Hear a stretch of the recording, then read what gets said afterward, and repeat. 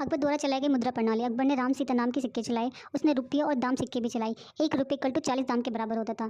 गोलाकार सिक्के को इलाही कहा जाता था और आयताकार सिक्के को जलाली कहा जाता था। एक इलाही 10 रुपये के बराबर होता था। अकबर के समय भू राजस्व व्यवस्था। जाप्ती प्रणाली।